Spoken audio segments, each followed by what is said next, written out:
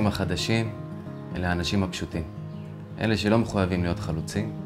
כשהייתי בתיכון, אני הייתי בורח מבית הספר לספרייה, והייתי יושב שם שעות על גבי שעות, ספרנית שלי, והיא ראתה. והיא החליטה לבוא ולגשת ולשאול מה איתי, והיא בעצם עזרה.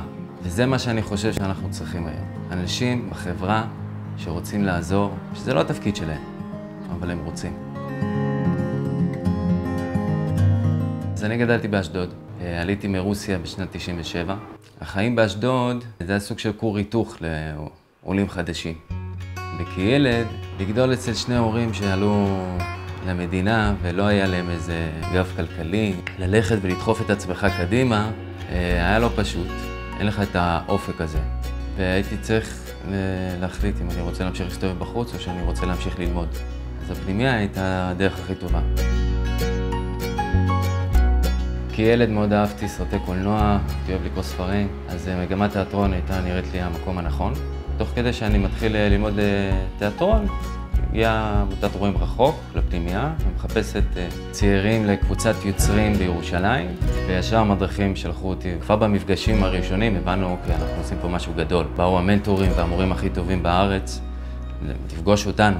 אמרו לנו שאנחנו יכולים להיות היוצרים הגדולים בארץ, אנחנו יכולים להביא שינוי בחברה הישראלית.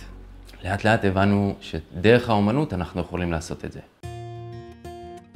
ואז סיימתי צבא, ואז הגעתי לניסן נתיב, ובזמן הלימודים תמיד היו לי את החששות אם אני טוב, לא טוב, אם אני אצליח, ויחד עם רואים רחוק ויחד עם קרן אדמונד דה רוטשילד, שהביאו לנו את התמיכה, גם האישית, הנפשית, גם הכלכלית. כי ללכת ולהתמקצע בדבר הזה, כשאין לך גב כלכלי, ואתה לא יכול להרשות לעצמך לחלום בגדול, אתה לא יכול לסגור את החודש, אז הם אומרים לך, הכל בסדר. תשקיע בעצמך, תלמד, אתה תוכל להתפרנס מזה, אתה תוכל לעשות את הדברים שאתה חולם עליהם. וזה דברים קטנים שהם עשו, שבשבילי זה היה שינוי עולם. ואחרי שסיימתי לימודים, חיפשתי מה לעשות. הייתה קורונה. תיאטרון אין, קולנוע אין, ואז יחד עם רואים רחוק אמרו לי, אוקיי, צריך אנשים שיעבדו עם ילדים, עם צעירים. ראיתי שאני דווקא בסדר בזה. הצלחתי ללמד אותם את מה שאני הייתי צריך בגיל שלהם. אם הוא עכשיו יצא, עכשיו כל השחקנים האלה, האמא ואפילו אבוי, הדוקטור תהי גם. אז מתחילת המלחמה, רואים רחוק, חיפשה איך היא יכולה לתרום לקהילה.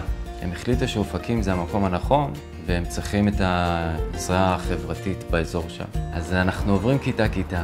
אני פוגש עכשיו את התלמידים, כל אחד עם הסיפור שלו. עכשיו גם עם התיק של המלחמה, זה עוד יותר שובר את הלב. אז אנחנו בעיצומו של התהליך. אני מאמין שתצא שם קבוצה נהדרת. החזון שלי, שאנחנו כחברה נבין שאנחנו יכולים ליצור את העתיד שלנו. החלום האישי שלי, חלום קטן, ליצור איזה סרט. אני עוד חושב על זה. לכתוב איזה ספר גם.